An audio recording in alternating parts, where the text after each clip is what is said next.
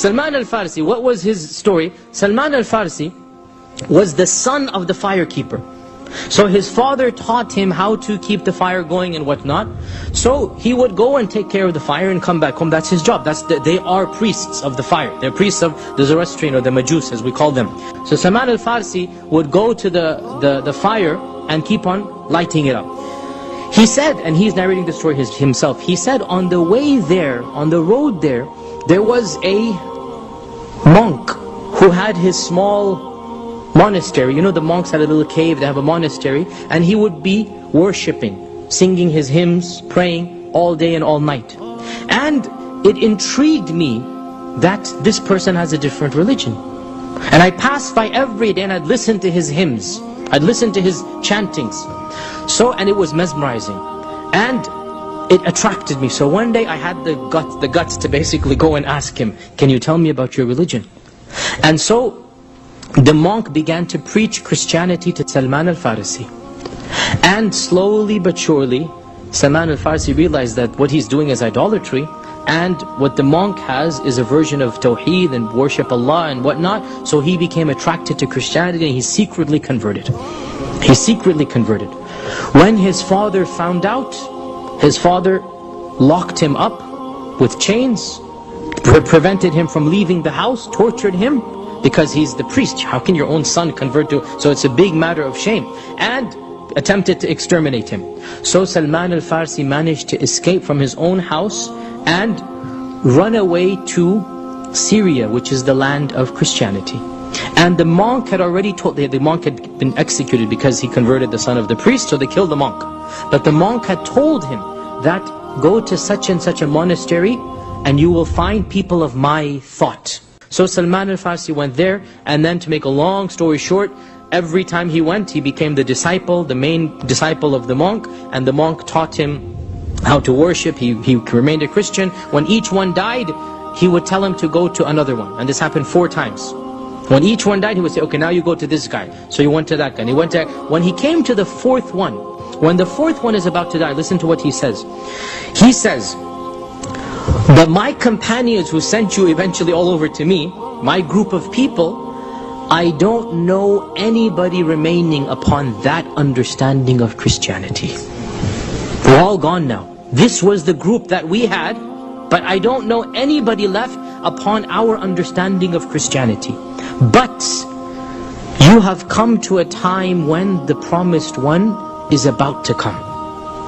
What did they tell him? They said, you're just about to come to the time when the man that Jesus Christ predicted is about to come. We know it, the signs have been met. What are these signs? We don't know. But these people knew. So they're telling Salman, the signs have all come. And his time is just around the corner. So he told Salman, my advice to you is you go seek this man out. Go seek this prophet out.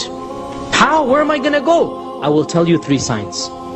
I will tell you 3 signs. Number 1, he shall appear in a land that is full of dates. First sign. Go to the land that is known for dates. Number 2, he will have a physical mark on his back. In Arabic we call khatim, the khatim or the seal of the prophecy. I'll talk about this inshallah later on. This is the 2nd sign. Number 3, he said that this man will accept gifts, but he's never going to accept charity. He will accept gifts, but he will never accept charity. Salman asked, his sheikh died, his teacher died. This is the 4th sheikh now from his house. So we can imagine, he's already probably around 50 years old at this time.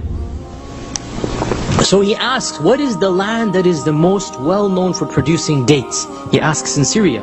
He is told, the land of Khaybar. Khaybar, which is close to Yathrib.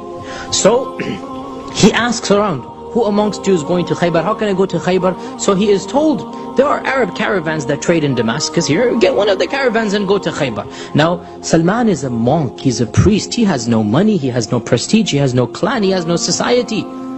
And so he says to a group of Arab traders, are you going to Khaybar? They said, yes, we're going to Khaybar, come with us. When he joined their caravan, they kidnapped him, meaning they took him as a slave. So Salman is taken as a slave.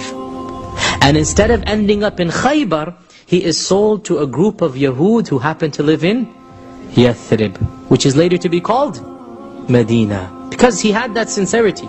And so for decades he toiled in Medina as a slave, as a 70-year-old man, subhanAllah. As a slave, he's toiling in Medina. And rumors began to spread of a man claiming to be a prophet. And rumors began to spread that he's immigrating to Medina. And the Yahud began to be worried in trepidation, because they thought this is the king of the Arabs who's coming. And when the king of the Arabs come, then we're in trouble. And Salman, he tells us his story, that he was collecting dates from the top of the tree, and he heard his master speak with his brother, the master and his brother, that the king of the Arabs has arrived. This is the first hijrah, the first day of the hijrah. The king of the Arabs has arrived. This he's been waiting for the last 20 years. He literally jumps down and he runs to his master and says, "What happened? Did he come? Did he come?" And the master slaps him across the head and says, "Go back to your work. What are you worried about? You're a slave. Get back to your work." So Salman goes back, finishes what he's doing. When he finishes the chores that are assigned to him, he takes some of his dates, which was his own food, and he comes to the Prophet ﷺ. This is on the second, third day that he's in Medina. And he says that, "I heard that you're a stranger in this town. Here is some charity for you." Puts it in front. So the Prophet ﷺ tells the Sahaba, "Kulu, eat," but he doesn't eat anything. The second day after his chores are over, he brings another plate and he says, "Today I have come with you with some date, and this is a gift to you." So the Prophet ﷺ tells the Sahaba, "Kulu," but he eats as well. So Salman, now his heart is racing. This is a land of dates. He's, one sign has been met. Now what do I do to get to the third sign? So he stands up and he goes behind the Prophet ﷺ, trying to take a peek, if he can look into his shirt to see what he can do.